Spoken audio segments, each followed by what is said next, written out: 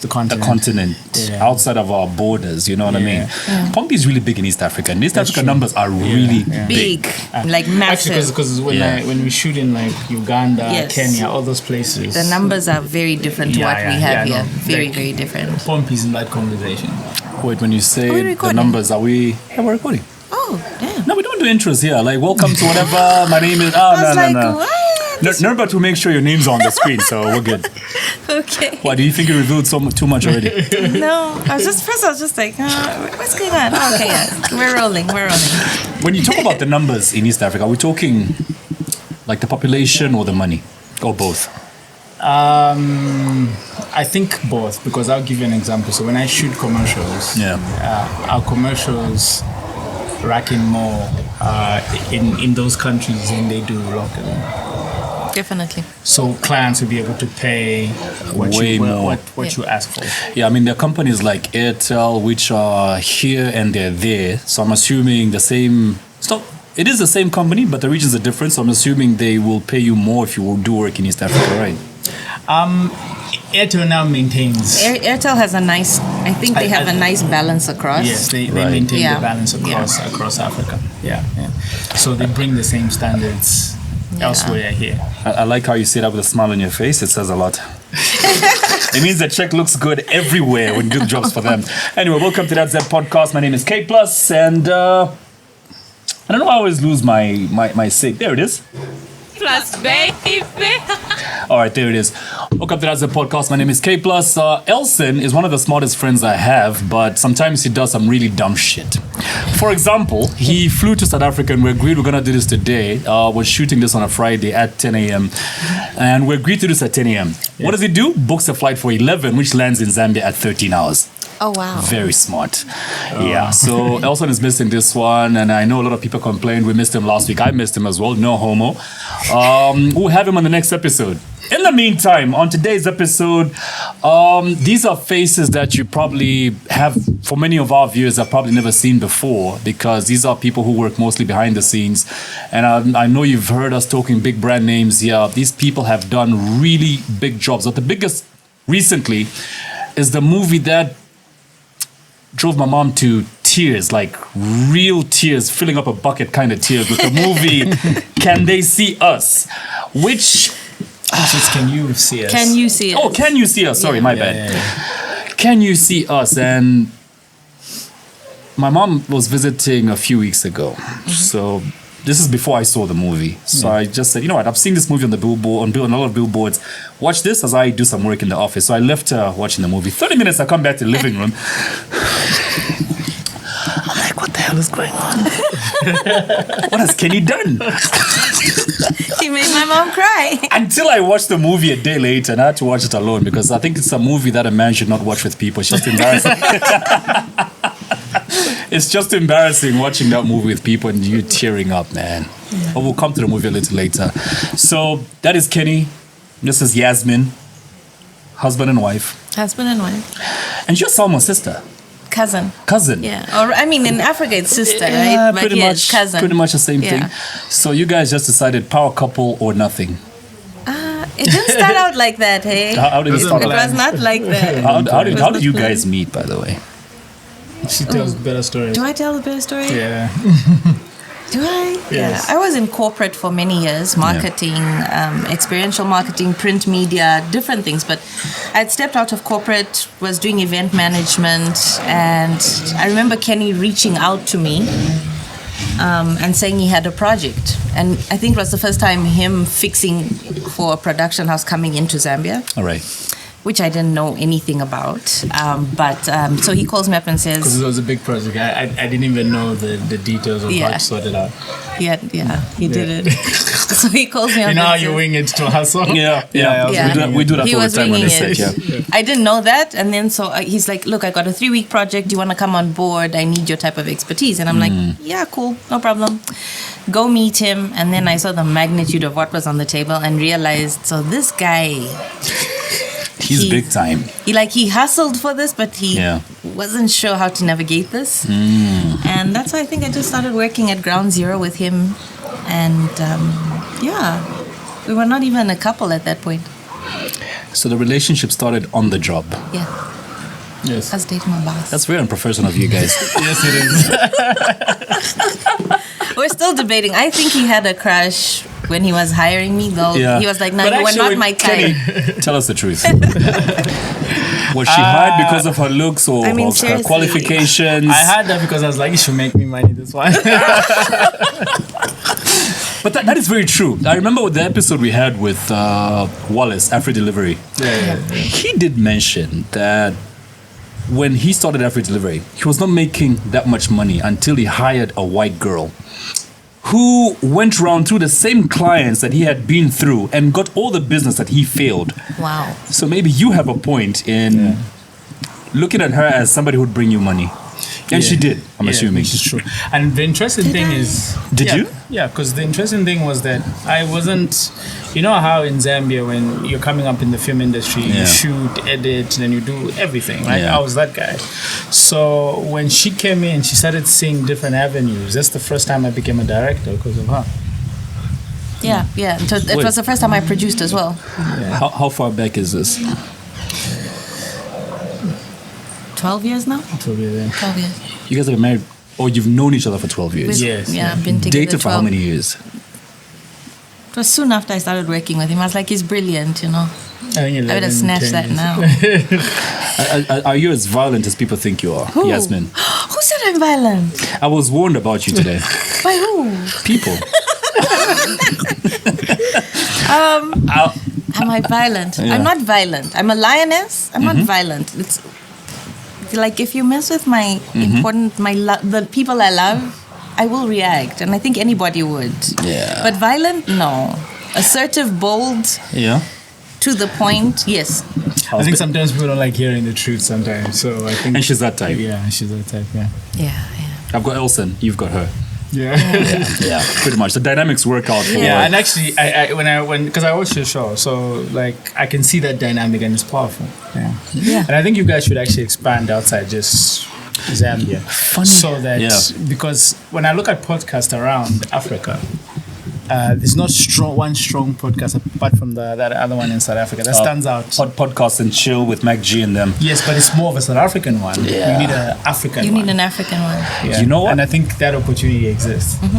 I don't want to reveal so much of what we've been working on in the background, but there is something in the pipeline, and we've actually got a sponsor who I think is a close friend of yours, who, when we presented this idea too, said the same thing, like, you know what, you guys, it's time to expand, and let's start with Malawi.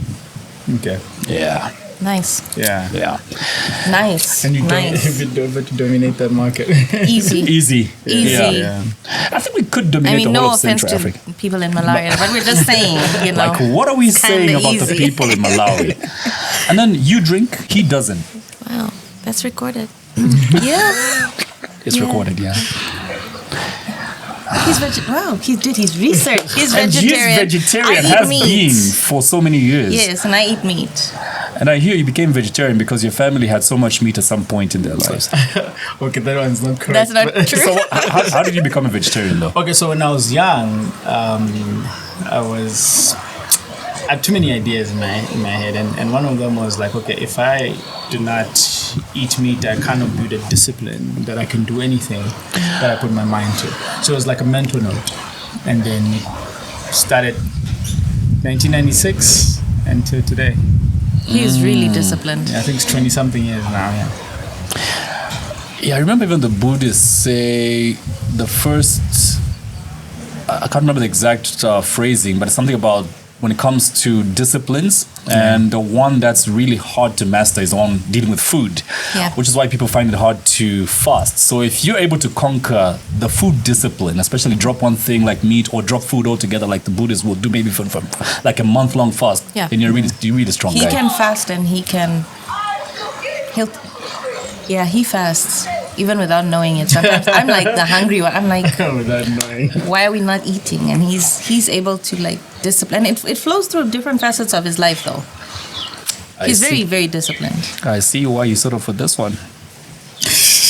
Very disciplined guy, isn't it? Yeah. Not perfect, but very disciplined. So what's imperfect about him? No. A lot. About both of us. I mean, who's perfect? No, nobody's perfect. Yeah, I'm Like, like, why did you leave that on the table? Yeah, he just throws stuff around and moves on. And then he's like, not but like I that. cleaned up. And I'm like, no, you didn't. You didn't. Yasmin, it's not a Kenny problem, it's a man It's a problem. man problem. It's a man problem. Because if you spoke to my wife right now in the mess I've left in the bedroom, she's gonna say Yeah. the same thing about me right now. Yeah. Yeah, She'll and clean that up happens a and- lot with him. He's like, no, I cleaned up. I packed everything away. I'm like, I mean, should I send you a picture? And he's like, no, but I know I left it in order. And I'm like, no, you didn't. Right. You guys have 2 daughters, just like me. Yep. Yes. How old again? So 7 and the 2. tiny one just turned 2 yesterday. Yeah, turned 2 yesterday. Throw a big party for her. School party. School party. Kids are expensive. It's nice to give the teachers the job of, cleaning up. Really smart, man. She thinks of the big parties. I think of the small ones. The ones which happen at school. The ones which happen at school. So he was like, make it simple and easy. Then we were like, yeah, okay. Yeah, make it simple and easy. They were like, Just make the cake, buy a few snacks, and have them got sent to 2 the school. cakes. She got 2 cakes, one. one for home, one for school. And 50 packs. 2 for school, 1 for home. And 50 packs for 50 kids. Wow, sorted. Sorted. Budget Sorted. minimum 3 pin, and you're good. You're good. Yeah. You've got to, and I bring up the issue of the daughters because I know from my research that you went to Kablonga Boys High School. Yes, I did. You wrote your grade 12 exam, Yes. but never went to get your results even. No, I did. That's very interesting. Guys, who's playing music somewhere? Who's Oh, I think it's a gentleman in the like back. you really did the research though. Wow. You don't even know what you got on your grade 12 exams. I knew when I was writing that ish. It was wild. Yeah, that's very interesting actually. Yeah. So How did you know that? Yasmin, I've got enough when you as well. It's coming, don't worry. Wow. Wow. Yeah. the interesting thing is I thought that would define me actually, but it didn't. Doesn't. Yeah. How so? Because when I used that actually to work hard. So I started working hard, as in I started teaching myself, interacting with people in the film industry. But back then we didn't have like digital cameras where we had tapes, Right. like DV tapes. So I'd get DV tapes in a high-end camera, then shoot, and eventually it caught wind where a company asked me to shoot something for them, and I shot something for them, and they paid me for the first time. I was like, I'd never seen money before. You live with your parents. Yeah. So just to build that faith, I got that money and took it home. So that's the more I started doing it, I realized that I actually didn't need validation. Truth. Yeah. You know what? When I discovered that, it sort of reminded me of me, because at least I did 1 year of university but dropped out because I sort of knew what I wanted to do with my life. I wanted to do this. I wanted to be on radio. I wanted to be on TV and things like that. And I felt my parents, forced that down my throat, going to uni and all that. And I wasted a whole lot of money of this the first year. And then because I'm a college dropout, I always feel the need to work 10 times as hard as somebody with a degree. Do you ever feel that pressure as well? Like, especially when you're starting out in the game? Like, maybe people won't listen to you or take you seriously because you don't have a degree and things like that. Actually, exactly how you put it is because the fact that other people academically were kind of sorted, so I knew I needed whatever I put my mind to, it needed to work. There's no option of it not working or anything. So I use that same energy every day to work hard and focus and grow and learn, and then interact with people, because from people is where you pick up and learn from a lot of people. So that helped a lot. And he's still like that. What? Like he's constantly pushing to learn from other people.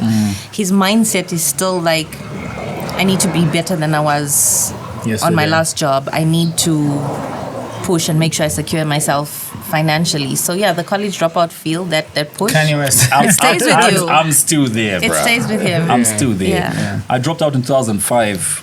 Still no qualifications. I've just survived off my talents. Like, But here's the thing: there's nothing wrong with that. No, I'm not saying there's anything wrong with it. Yeah. Yeah. I mean, I think I came from a background where my mom had a tertiary education. My dad didn't. My dad is a skilled man with his hands naturally, and he's an amazing man. And for me, it was always like, I don't necessarily have to end up with somebody who has all the degrees and everything ticked off.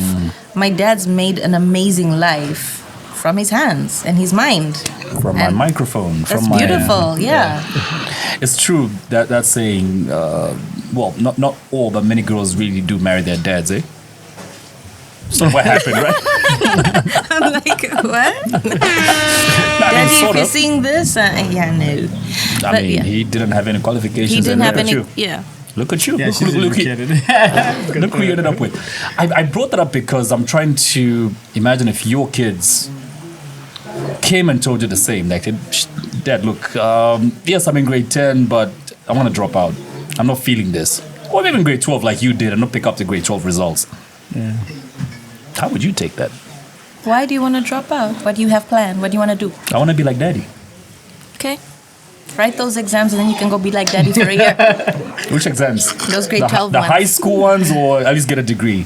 No, I wouldn't push my kids to go straight for the degree. Right. I think this generation has figured that doesn't work out. That's when, there was a generation where our parents were pushing us straight into that. My parents. If my kids need a break, if my kids develop a talent in grade 10 and they're amazing at it, I will definitely push the agenda to finish school. But can we nurture their talent? Yeah. Can we not sit on it? Can we not block it out?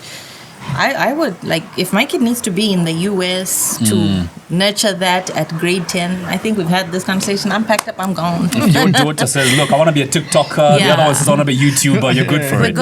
We're going. We need to be in the right place so you make money. Don't make sure they're the best YouTuber they can be. Yeah. And take them to the right places. Okay.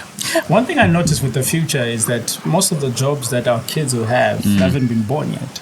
So these are jobs that will be shocking for us now. It will be like with the way we look at the world. When I was in London for that Diageo conference workshop is when I got to see a lot of how you plan for the future and how you become accepting to new ideas. And I think new ideas are the most powerful things.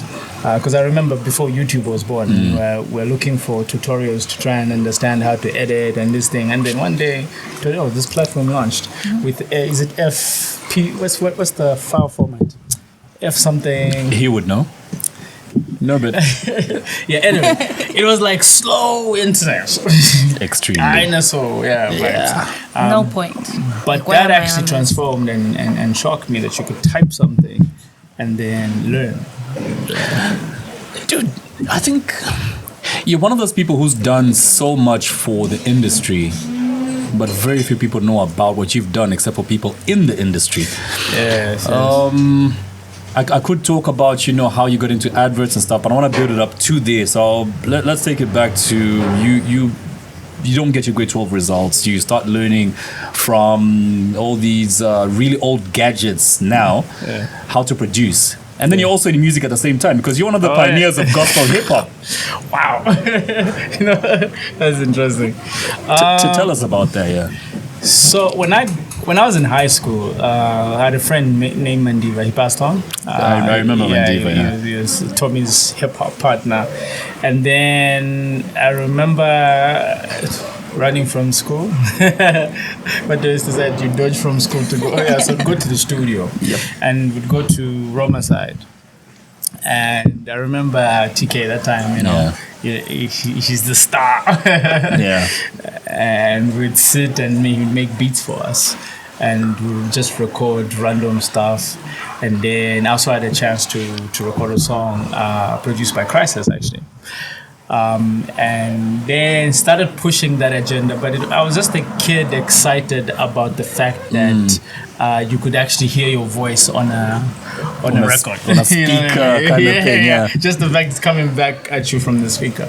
So I really loved that phase of my life. And then I was in a hip hop group with Ebo Chungu Musuka. Yeah. And we would go around to these concerts and do stuff. And then fast forward is to get to those places, you need transport money. You need to eat. You need to buy clothes which you couldn't afford. Right. Yeah. So I realized that it's not really what I was drawn to do and wanted to do. And then what I did is I started focusing now on creating. I fought to try and get a laptop. Fortunately, my parents put together a laptop for me. And I remember buying this laptop, opening my first email address to talk to corporates. Was it a Yahoo email address? Yeah, it was a Yahoo. We love those, man. I never had one. What do you have? I've Gmail? always been on Gmail. Same, yeah. Same. Oh, wow. I did. My first one was Yahoo. Everybody had Yahoo then. Except you. I had a Yahoo, then I wanted a Hotmail because it sounded cool. It was hot time. Yeah. Forgot the password. But then what started happening is when I started creating content, I partnered with, at the time, with Kambila Masaka. So he was way ahead of me in terms of knowledge and understanding how things work. So what he started pulling information and helping me understand how things work.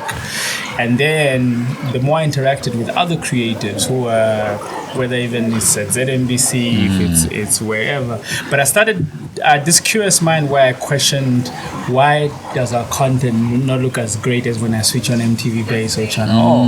Like why? What's the... Then I started discovering the things like color grading images. Then I started finding out that, there's a way you like the images. So that obsession led me to now started creating content. I remember now being on set with Mampi for a music video called My Love with Kambila, and then at the time with cameras that didn't have depth of field. So what he did is went into a program and then motion tracked the background to be out of focus. So the background is a bit blurry. Yeah, so it can look like those cinematic cameras that people were shooting with. So and slow motion because the cameras were not shooting in slow mo. So we put it in a program and changed the frame rate. Like how do we create images that have this slow mo look? That obsession led to us opening a company called Ground Zero. And then we started shooting music videos. We shot music videos for JK, I think for Cleo Ice Queen. And then at the same time, we got into the corporate world where we're chasing for work to do a commercial. And at the time, telecoms were not giving commercials out to local companies. Everything was outsourced, mostly from South Africa, right? So we kept challenging that conversation until they gave us a chance to create this one commercial. And we did. And I remember presenting it in one of the boardrooms, and the client was excited. And they were like, oh, wow. But how much we got paid for it? It was quite peanuts back in the day. It was nothing. Yeah, it was nothing. But you were excited about making money either way. It was excited. I think the excitement was more about creating something that gave people a reaction. And how people reacted was actually that fueled the need to create a lot more. But actually, my branching out of Zambia really started when I met her. So she ignited everything. So when we started working together, we did some work, and then we got a contract with another telecom, and then they opened in four countries, and then they gave us a contract to go in all those four countries. So we were running the advertisement in everything. So we're like an advertising agency. And then the competition in those countries started reaching out. At the time, we're not ready to take on any competition, but other companies started opening up the conversation. Then that opened up me going to Cameroon, Uganda, Ghana, Ethiopia. Then before you know it, to fast forward, probably been to 20 African countries plus. And you produced adverts in all of these countries? Yes. Directed. Yes. Eish, man. I think you're one of those people who's not celebrated enough in this country, man. But I think after can you see us? Yeah. Because a lot of people were surprised. For us, it was like something we could do another day. No, we'll come to the movie. Have you seen how this guy is just skimming over the great works he's done? One video I think that a lot of people spoke about when it came out, but we didn't know who was behind it. Shaka Zulu on him. Oh yeah. Zone fan. Yeah, got nominated for the channel. Yes, and that song took them all over Africa, man. We don't talk about that enough, man. Where's the applause? Yeah. Tell us about that. That was interesting. Hosta Duncan. Their manager. Yeah, their manager at the time. Very nice person. So he was more ambitious to like, how do we get Zone Fam out of just them being in Zambia and into Africa? How do we create content that has that edge? I remember because it was like like a one-man show. Me and my friends would go, and then you have this camera.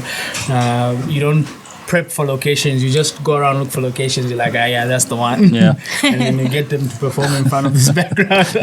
This is clearly before you had Yasmin. Yes, clearly. And then we'd shoot, and then I'd spend nights putting it together, and then they'll come and preview, and then they're excited, and then put the stuff out. And then the video comes out, created so much of a buzz around the country. And like, who the hell is this hot chick? I think this is the first time we also saw Salma in a video, right? Oh no, yeah, it was. No. So this is before JK used her in a video, isn't it? Yes, I think that was another project. Yeah. And this is the first time we saw Salma, I think, like on something that big, that magnitude, and that video went places, man. What happened to Ground Zero, man? Ground Zero is still there in a way, but it's like I think as partners we went different directions in terms of what we do, but we're still in conversation about different things and consulting each other. Yeah. Another video, I think, correct me if I'm wrong, but you did Thought of You for Mike Burner. Yes, she produced it. That's the first time she. Yeah. You produced that video. I produced and he directed. That was actually our first time producing and directing alone. Yes. Yeah. Ladies and gentlemen, remember the video.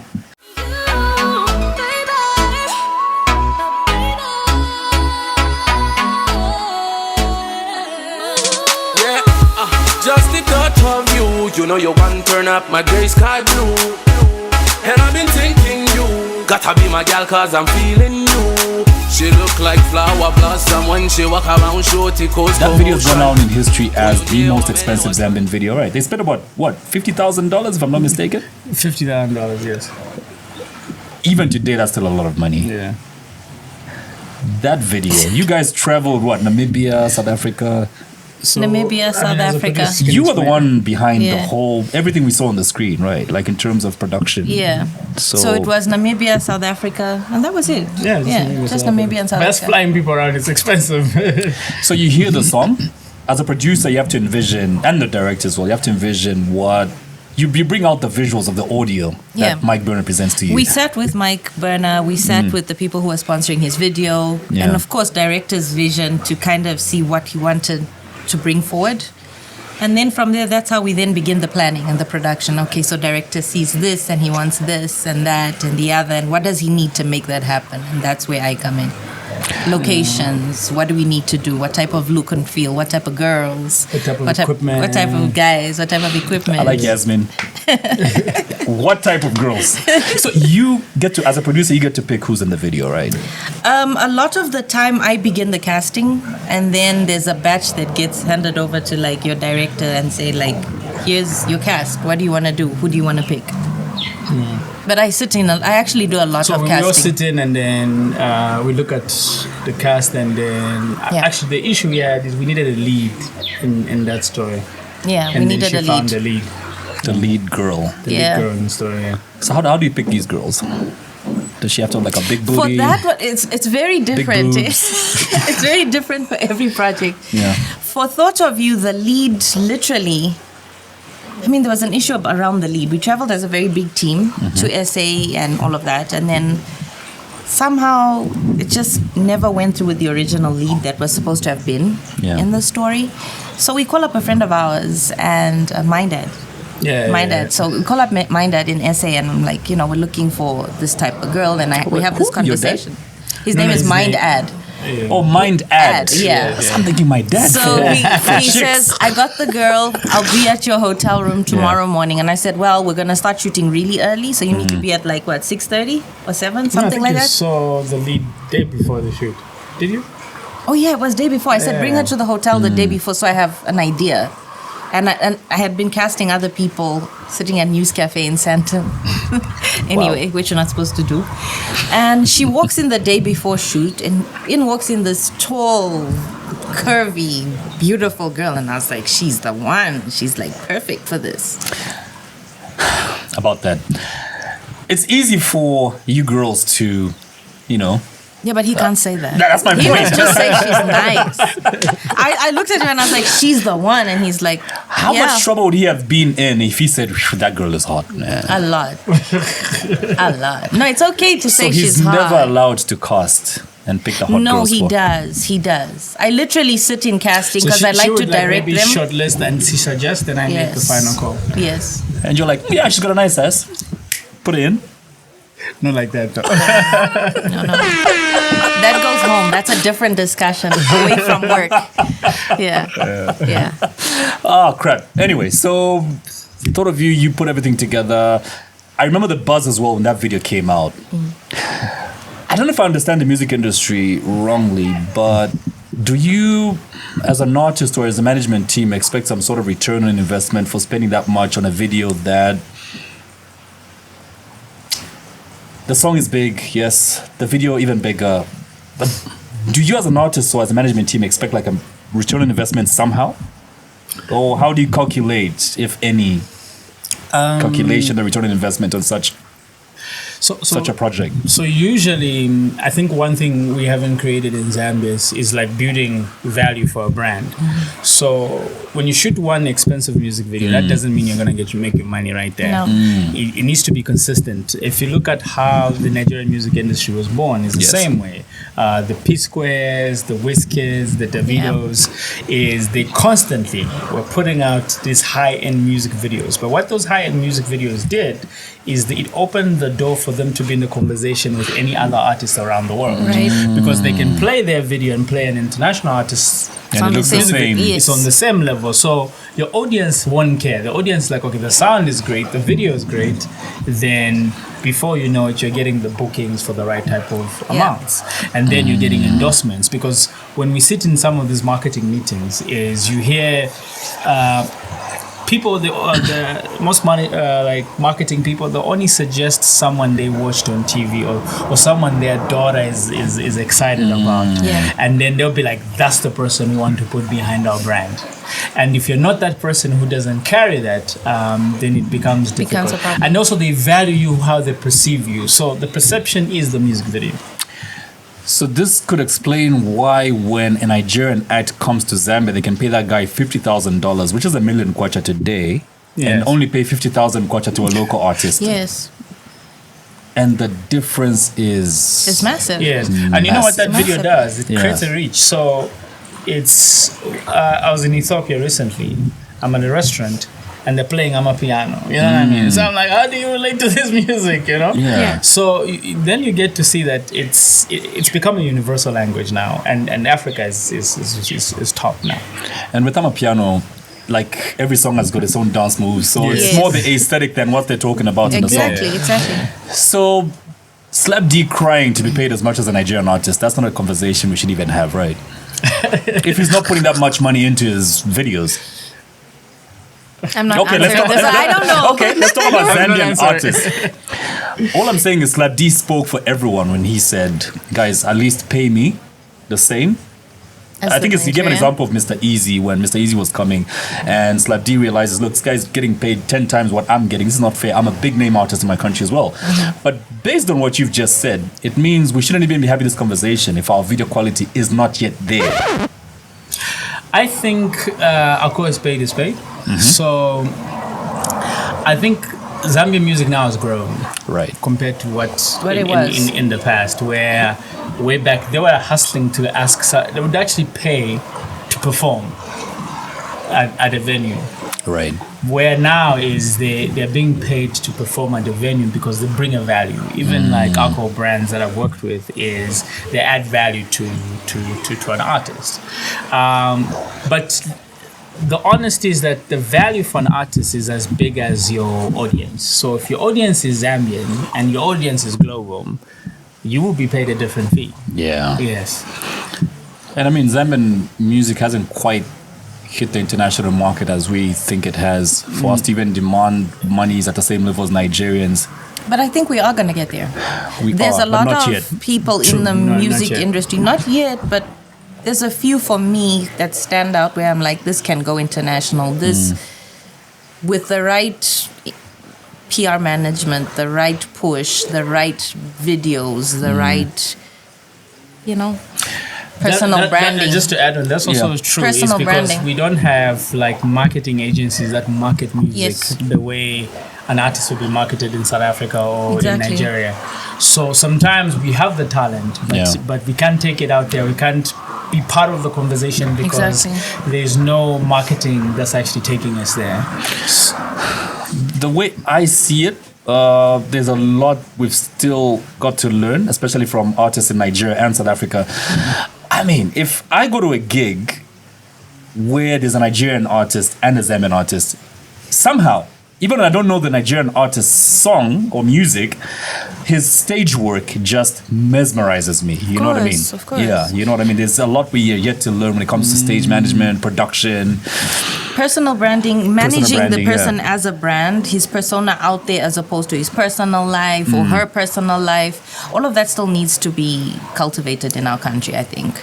Yeah, I think that a lot of that gets so twisted and confused here. Yeah, And it's not true. properly handled. But True. And that's where the business aspect of music needs to grow.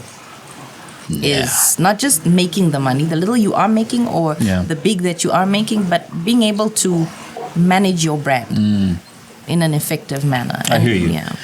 Dude, let's take it to Zambezi Magic now. And I said in the intro of this episode that you're one person who's done a lot in this industry, and a lot of people behind the scenes know of you, but people watching and consuming this content know very little of you. And I think one thing that Zambians don't know is a few years back, you actually were the first Zambian TV producer to get on to Zambezi Magic. With the Cool Rock Show, hosted by Ebo Chungu. Yes. Who Elson thinks is a pathetic comedian, but story for another day. Wow. Yeah, Elson just puts it out there. And you produced that show way before Zambezi Magic even started. I think maybe like 4 years before. 4 years before Zambezi Magic even came to be. Yes. Maybe even a bit more because we reshot some of it, remember? Oh, yes. Tell us about this, the Cool Rock Show and you going on to Zambezi Magic. So the thing is, because coming from a person who loves music, I felt I gravitated towards creating a TV show that just had a style that was musical and you could go into this bios, but also disruptive in terms of how it's edited. Actually, even if you watch an episode now, the way it looks, it was really ahead of its time. So I remember actually, I even have a picture on my Instagram actually, where there's pictures of flash discs. So traveled to South Africa, knocked on every door, and tried to sell the TV show. Right. And then eventually that conversation came to MultiChoice. And MultiChoice said, we were looking at creating a TV channel that will cater for Southern Africa. We don't have a name for it yet. And I think we put this show on that platform. And then that channel now is Zambezi Magic. Zambezi Magic, yeah. Okay. Interesting. And then the TV show goes up. You're the first Zambian on Zambezi Magic. Ebo Chungu hosted. And by the way, when Zambezi Magic was starting, did you know one of the first people, crap, you can call me dumb or whatever, one of the first people Mandiva actually visited in Zambia was me. Oh, wow. Yep. So I get a call one day and Queen says, dude, we're coming to the Copper Belt. There's a new TV channel starting in Zambia. It's called Zambias So you were Magic. based in the Kopo? I was based in Kitwe. Ah, okay. So Coin calls me, and I haven't spoken to Coin like in years at this point. And Coin calls me and says, dude, I'm coming with someone from South Africa. We're coming to Kitwe because there's a new TV channel coming up. It's called Zambias Magic. Yeah. Okay, cool. Yeah. So they come, we sit down in Kitwe. And Mandiva had this really big-ass book showing me TV shows in South Africa. Look, there's generations. This is what they make per episode. The production costs are this and this and this. Dude, I'm a radio person at this time. I am so blank. I do not need this information. I did not need that information. And they're showing me, look, so what you need to do is put a team together, produce TV shows, and we'll be paying you this amount. I'm like, where do I even start from? So he was very disappointed, flew back to SA the following day. Like, how do you meet someone, giving them an opportunity to make money, and they just... And a year down the line, your show comes up, Zambias Magic starts, your show comes up, Coin's TV shows comes up. Yeah. And I'm like, oh shit, this is what he was talking about. I probably could have been a millionaire by now, you know what I mean? So Zambias Magic comes on. Let's leave it to my next question. So many producers have come on. Yeah.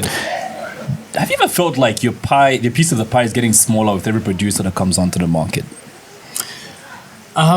So I should think like that at some point. But now what I look at is the channel doesn't become viable if it doesn't have an audience. So if we create a TV show, right, that TV show only caters for a smaller audience. So your Zambian audience won't really be attached to it because they're only waiting for that one slot. But the way Zambezi is now, it's got all these slots where I think it comes across to me like it's 80% Zambian. You know what I mean? I feel the same way. Yeah. And what that has done is created employment for a lot of creatives, and there was a lot of creatives without work. And now there is creatives with work. But also, it makes it easier for them to see that if there's a demand, the price goes up. Actually, what we got paid then and how much shows are getting paid now, it's probably maybe 6 or 10 times more. Yeah. So because of that consistency of content on the platform, because also the channel heads need to justify that this is a viable platform vehicle that you need to pump money in. And you mentored a lot of guys in the industry who are now on Zambias Magic. And if I think of guys on Zambias Magic right now, there's Coin, there's J-Rocs, the Sebukus of this world. All of them have nothing but good stuff to say about you. Do they ever say it to your face? I mean, if I sit down with Coin right now, Coin will say, dude, half of us in the industry have Kenny to thank right now. No, I've never said it to my face. They've never said it to your face? No, wow. But you've mentored so many guys. Do you ever feel like, I'm the shit, man? Like, I'm watching this production, and look at who the producer is. I taught that guy. Director, I taught that guy. Okay, so with what I do is because regardless of what I've achieved, when say a job comes up in Uganda, they'll pick maybe 4 directors, right? So they'll pick me, a guy from Cape Town, a guy from India, a guy from the UK, and maybe another person from Kenya. Yeah. So you go in with your pitch deck and you pitch. Right. In that moment, I have to believe I'm the best. So I have to wear that as I go in. Right. Because the confidence in the room is what actually gets you the work, and also just the clarity of knowing what you're doing. And I would say successfully is that I've managed to go in rooms and win a lot of brands. But outside, I think it's easy to think you're the best if you haven't seen the best. He's worried about sound. Are you okay? Okay. Sorry. It's easy. Not my job. No problem. It's not my set. All right. Yeah, you were saying? So it's easy to think you're the best if you look at your community.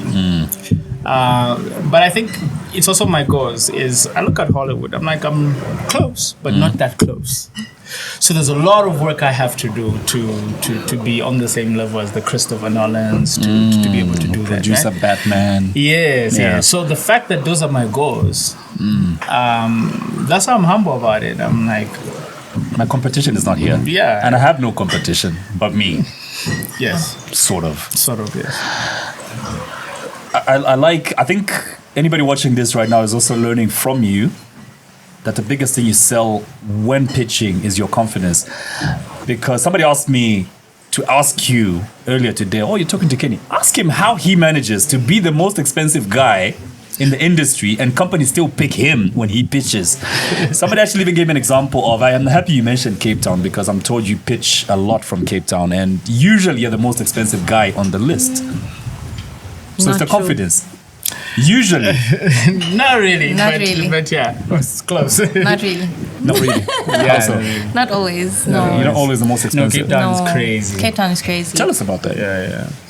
I can throw amounts for what is charged there. Right? Yeah. So a commercial, 60 seconds commercial, minimum is 3 million. Rand. much, Rand. Oh, pretty much the same. And then a good budget is 12 million rands for a 60 seconds commercial. We're playing here, eh? Yeah, we're playing. Playing, yeah, big time. And no local company has ever paid you close to that. No. I like how she passes the money. But is it because they don't think a local producer is worthy of getting these figures, or they just can't afford it? Nah, I know they can afford it. No, they can afford it. Yeah, but why is it that when, let's say, the production company came from Cape Town, they would pay them that, but they won't pay you a local guy there? Why? I think for can I? Yes, please. I think for a long time when we would pitch locally, I'll speak locally specifically before I go out, is we would pitch and you could literally see the faith being in the fact that this company is foreign. And I think we've had one or two clients say that to our face back in the day. They were like, no, we'll just go with the South Africans. Who are way more expensive than you guys. Yeah, And and they are then- producing way better work than these guys. And they would then call us and have us fix on the ground for them. So then the client would still find you on that set until we actually got to a point where we would pitch and say, look, I mean, they're going to bring us on I board said, they're going to anyway. bring us on board. We're going to see you on the set. You can see we're capable. Yeah. Yeah. Why do you not just want to support us? Or do you think because we're Zambian we can't do anything? Yeah. I really look forward to the day when we move on from that, because even in my DJ career, I've seen that happen before, where you're doing a way better job than the guy that brings him out of town, but they're paying him 10 times what they're paying you. He comes on, the crowd leaves the dance floor. You come on, packed. Like, Yeah. and they gave me a 1 pin for this. Yeah. But it's going to change. It's changed a lot in advertising Yeah. over the last, 10 years? yeah, It's yeah, changed a lot. And Not I think that's usual, where the but, confidence came in. Before we were very shy. We were like, oh, okay, we get a lot of rejection. Yeah. Especially Kenny as a director. When Yeah. he pitches, people think he's getting every job. Like Kenny will No, I get have put out in a week 10 decks Yeah. or 10 pitches and maybe get 2. I mean, that's a lot of rejection to do. maybe 4. Maybe 4, Is sorry. it because it's black? No, come on. I just messing with In you. the whole of Africa, let's have this discussion, right? But I think corporate clients are waking up to that Yeah. over the last 10 years or so, where, we get we walk in with the confidence, we have the track record, we can show you we've done the job. And having that confidence, like Kenny said, is key.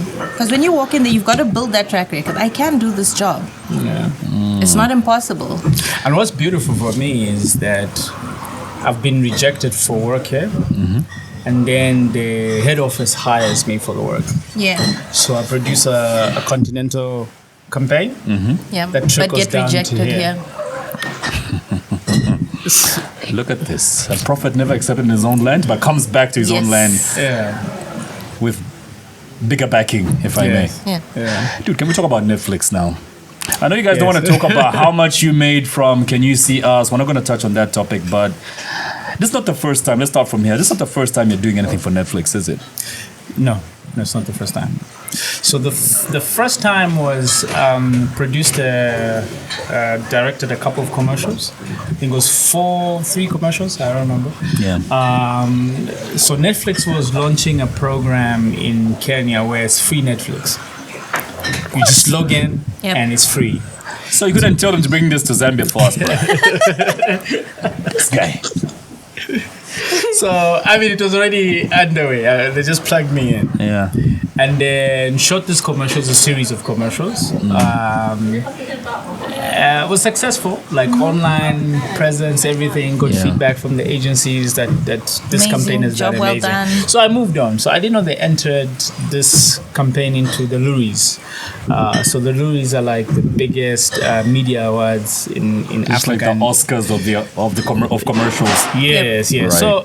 So I'm told that campaign was nominated. So I was like, oh wow, that's dope, you know. So I go to the awards. I was just excited that I'm here. there, Yeah. you know. He was actually in SA for for another job or something, Yeah. and then Oh. it was mentioned to him, and they were like, "Why don't you go? Because you're nominated, you might as well come. You might as well might as come." well. So I was Yeah. like, yeah, So he calls me, he's like, "I'm going to the lorries," and I'm like, "Okay, cool." So I go there, a lot of cool people. Yeah. I think about 500 people or whatever. So, and I know most of those people in the industry. So I'm seeing these commercials getting awards. And then I'm looking down on my phone. I hear the music for the commercial. So my friend tells me, he's like, "Yo, You won. Then I look up. I'm like, "Huh?" Yeah. So that was my interaction with Netflix. That's how I had a chance to work with them for that project. How then do you get this deal, man? Can you see us? Did they approach you to talk about this albinism issue? How does this work? How do you end up on Netflix with this movie? So she gets that part of the story, then I'm picking it up. Right, okay. Literally knocking on doors. We wanted the movie to go international. Right. We wanted to get on the biggest platform. We knew we were gonna be ignored or doors would be closed. We'd searched and looked for contacts, didn't get anywhere. Sent emails, made calls, asked how the process works, and got ignored for a little Yeah, a bit. lot. Got ignored a lot, months. Yeah. Yeah, you know, and then finally you get this response, and you're like, "What?" And who does the response come from? So- from Netflix. In America or Can't say. you guys in this contract, eh? Yeah? Yeah, so it wasn't an essay actually. So when an introduction was made to Netflix, and when that introduction was made, we sent through the material, and then they said they'll look at it. And took a lot of time because they're not the only film that they're sending Silence through. again. So you follow Crickets. up. I think it took almost about a year. Even actually forgot about it. So the night I won the luring, the next day, that's when the email came. Yeah. That was a good week, eh? Yeah, like back to back. Good news after good news. Can I take it back to pre-production? Why this story? I loved the script. I know Mr. Thompson had been trying to reach out to Kenny. Right. Kenny was busy. We were then busy together for a bit. Then I was back home with the kids. And then I think he got tired of trying to reach Kenny and decided to try and reach me and be like, "Look, I want to work with your husband on this. I've got this story, this script I've written."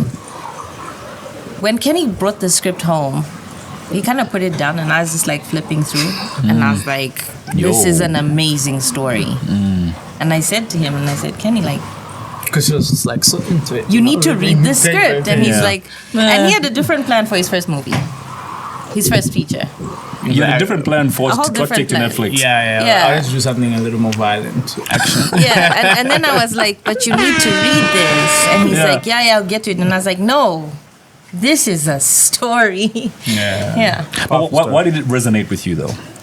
I think it's a human story, and you see a lot of violence, and of course all of that is amazing on Netflix and Yeah. amazing around the world. But this stood out as very different. Nobody had told a story like this in the way it was written. So the script for me was beautiful.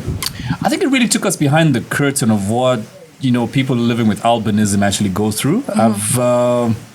I used to live in Nakonde, right? And in Nakonde, you're right at the border with Tanzania, and there's a lot of cultures mixing, and there's a lot of superstition across Yes. the border. So albinos get killed a lot. Limbs cut off. Right. to be sold to, witch doctors for rituals and things like that. And a lot of people believe they're going to get rich. So when I saw this, especially the billboard you put up by Levy Mall right across the road, Mm-hmm. I saw that. So I went to the net to do a bit more research, and I thought, wow, this is dope. Yeah. Something that's going to educate us about. This is just the absence of melanin in somebody's skin. Yep. And people That feel basic. I like how you they're put it. special. Yeah. You know what I mean? Like, these people are special and special for rituals. You know what I mean? And then you get to meet the person who does the Joseph role. What was that like for you? From the moment I met her, I just felt she's the one. She was brilliant. She walked in. We couldn't find a lead, and We struggled actually. We struggled To find a boy. To find a to find a boy and to find Yeah. the leads. Yeah. All three of the people that played the Josephs, Yeah. from the baby to little Joseph to older Joseph. It was a struggle. It was difficult. Yes, we actually had like 2 days of auditioning towards the end, because we're getting close to shooting, and we had a lot of people with albinism come through. Yeah. And getting a little boy with the confidence and to come out of his shell was very hard. But when Big Rob brought Tabo to me, I was like, she's the one. I wasn't sure. She's the one. Because at that time, I'd given up. Yeah. I was like, shoot this next year. Yeah. Because how are you He going to kept shoot saying a that. film without a proper lead? So then she was like, no, I got you. Someone's coming. And then this little girl walks in my mind. I'm like, the story is about a boy. Yeah. So He's like, are we changing the story? And I was like, no. We'll just dress her up, make her her boy. Minimal makeup. She was a child. She was 10. Yeah, and boys at that age, their voices haven't broken yet, Yeah. so No. you can sell it. Yeah. I remember telling my mom afterwards, she couldn't believe it. Like, you know that Joseph is actually a girl. We had to go back. Then we started looking for features. You know what? Now that you mention it, maybe the She's a cheekbones and girl. whatever. Yeah. Okay, cool, man. Even the baby. I remember finding Yeah. the baby literally was. So we were shooting in phases. We're not shooting in sequence, which was working to our benefit on the project. But then when we needed the baby, I think we only found the baby. Was in production. We were already shooting. Yeah, because we didn't have a baby. We didn't have a baby. So The plan was to use an artificial to baby, get a dummy and then. right? Oh, wow. Yeah. And then here comes executive producer Mr. Lawrence Thompson calls me and says, well, I just got news from the Albinism Foundation that there's a lady who gave birth 3 weeks ago. So Curfew, right? get her number. She's like, Chilanga Kafui. And I'm like, okay, so we're not even in Lusaka. Cool. But let's Can do this. somebody go get that baby now? Yeah. So I called the mom up and she was like, you want my baby? What do you want to do with my baby? Yeah, my baby that's an albino. And I'm like, so we're doing this movie. Yeah. And so thank goodness her mom was open. The little boy's mom was open and came and stayed with us in Lusaka. We got the shots in. And there we go. Do the families of the three that you have in the movie, how are they taking this movie? Is it like, for them, it's kind of speaking what they go through, things we don't see behind closed doors? Have they gotten back to you to explain maybe if there's any after effect of the movie? Definitely. Tabo's family has felt so much in this time, She's proud of herself. Her mom is proud of her for standing up for other people that have no voice.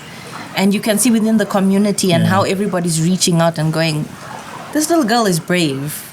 And she's bold. And she was able to carry this story so strongly. George Sikazwe as well, definitely, in his communities, he's bolder now for going through this.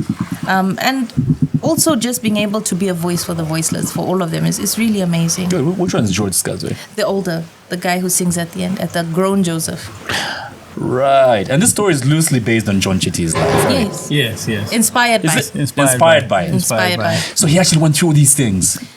Most of them. Most of them. Most. Not Yeesh, everything, but most of them. Yeah. And what's interesting is Yeah. the George character that she's talking about, the older Joseph in the story, he went through some of those things. As well. And he faced a lot of rejection. Yeah. So it was even hard for him to pull off certain scenes because it was too real for him. So I remember we shot a scene with him and the dad. And then they're having this conversation. And when he broke down for real. Where the whole crew had to like hold him and embrace him and show him that, you actually have people that are here for you. Yeah. And that was like, we were trying to get that take in, and it was a big emotional break for him. And you took the real emotion. I finally walked out because I was like, take a break, You walked out to cry, or? I walked out because I was like, we're not getting this in. What's happening? We're not getting the scene at some point. It wasn't working. I walked back in, and there's a room of all these guys hugging each other. That wasn't in the script. What? Why are we crying? What happened? Did something go wrong? Yeah. And they're like, we got it. And everybody's crying. And I'm the like, emotion was crying. real. It was real. Because when we left set, I was like really confused that day. I was like, I need to go check on George and see. Like, are you okay? And he's like, no, I really tapped into my own experience, and that was a lot. You're trying to say something? So there's a scene where little Joseph is on a podium at the funeral scene, and then the camera's like pushing in, and then you see the tears dropping. That scene was as the girl was singing the song, the emotions were so real for her. And that's the scene where John Chitty came, I think, for the first time on set. So he was in the back. I think twice. Yeah. Second time. He was in the back. And then I was looking through the monitor, and I was like, dang. And then, like, constant tears flowing as by the time my cord cut, I was... tears, so I didn't want to look up, Wow. But I looked up and everyone had tears in their eyes. I was like, DOP had tears, director had tears. I was gone. I was like, I even had my Mina, So I was sitting next to John Keaton, and I was like, okay. I just need to. It's the Poland in this neighborhood. I'm allergic to something. Everybody cried. So this movie was as emotional to make as it was for us to watch. Yeah. Have you taken the time to go on TikTok to research this movie? When you type the movie, and reviews are then crazy. you see these people around the world, posting themselves either in tears or just how they feel, or how the movie made them feel. It was mind blowing for us. But it was very emotional to make. Did you expect this result, or you just saw people just watch it like any other movie? It's confusing for me because I think for the longest time I wanted this to go to the world. We had a conversation as an executive team, producer Mr. Lawrence Thompson, Kenny, and I remember saying, as a producer, I need to ask executive producer, what is your goal? And he says, I want to go global. And I said, okay. You want to go global, this story. Director, what is your vision? And everybody feeds this information to me. So I knew I wanted this to go around the world. When it hit the world, I was not ready for that. This is just TikTok. I was not ready for that. So that's just TikTok. There's people doing reviews. We don't even know those people. We're just like, wow. Yeah. And you see, when promotion goes out like this organically, you're like, you couldn't plan for this. No. You couldn't have had a budget for this and the real emotion. I'm sure marketing this movie has even been easy for you guys because, social media is spreading the word out there for you. Yes. Yeah. But when we started out, we were struggling because we were like, how do we get this movie to be... I'm here in Zambia. I heard there's someone in the US or who here, but as much as Netflix is going to put it on the platform, there's a lot of movies on Netflix. And then when we started pushing for it, I think you're getting the local love. Actually, the local love was not as big. Yeah. We started getting more love in Nigeria. That was crazy. So I get a the call. Inboxes, the DMs, and you're just like, wow, where are you from? Who is this? Yeah. So I think the first time I knew there was top 10 is I got a call from Chido Demba where he says, have you seen that it's on the top 10 films in South Africa? I saw it at number 7 in Australia. Yeah. And it wasn't even a Zambian who posted that. Some white lady posted saying, you guys should see this movie. One of those discover parts of Instagram. Yeah. I saw the movie artwork. I'm like, oh, okay, probably Kenny. So I opened it, it's a white lady saying, you guys should see this movie. And she took a screenshot of the rating on Netflix in Australia. Yeah. Number 7, you guys. It was crazy. And then after that, it went to, I think, 13 countries around the world, top 10. It's like, that blew our mind, We all knew it would go far, but we're just like, Didn't know what? the This impact far. would be this This much. is what's happening. It's happening, and then the messages was confusing. It's like, hey, I needed to find you. I'm in Ireland, and this Island is like Yeah, What do we know there? yeah. I'm like, what? You're in Ireland, and I experienced this with my stepmom, and I went through this, and I went through, and you're just like, what? Okay. Can we talk about the money now? No. Talk about you. At least you've recovered what was put in. You can give me a We're yes or not no on going that there. one. We're not going there. We're not going there. It's a no-go. Oh crap! You guys, before I let you go, somebody from what's that bookshop again? Midas said I should give this book to you, and we're happy that you're from the same home. So this book, it's actually entitled "Good to Great" by Jim Collins, and it's about why some companies make the leap and others don't. Yay. Oh wow. We like Yeah, this. just Amazing. as I get the name of, yeah, Good to great. okay. So I like this. Nice. That should be a good read. Yeah, it's from Midas at 8. Is it? Midas. Thank you. Yeah, I Thank think you it's a so bookstore. much. We The Midas appreciate Group. that. Yeah. So we'll have more appreciate details on the that. screen for this one. Yasmin, Kenny, thanks a lot for coming through. Thank you for having us. I was wondering, how am I going to do this with two? They're the first couple we've ever had. Oh, Yeah. What are the limits? Should we talk about stuff that they do in private? But it's gone better than I expected. I think we're very Yeah. normal people. Story for But anyway, if you haven't just seen the movie, can you see it now? And if you watch that movie without tears in your eyes, you're not human. Clearly, you're not human. My mom cried a river like Justin Timberlake, and everyone I've been asking about that movie cries a river whenever they're watching it. And it's almost from the first minute. You just feel like this baby's being rejected by the dad. You know I'm what I mean? so upset.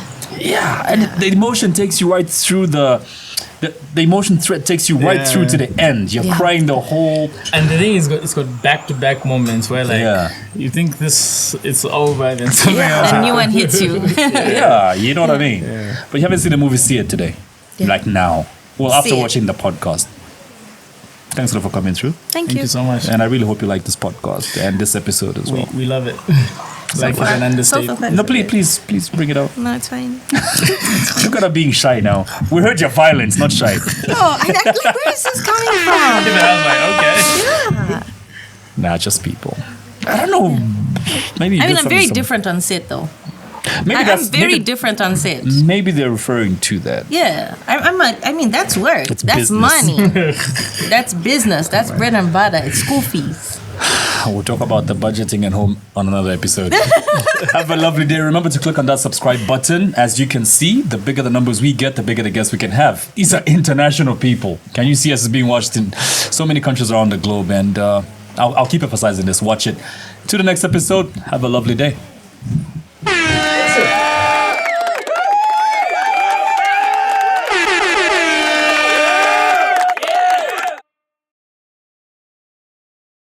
Dun dun dun dun dun dun dun dun dun dun dun dun dun dun dun dun dun dun dun dun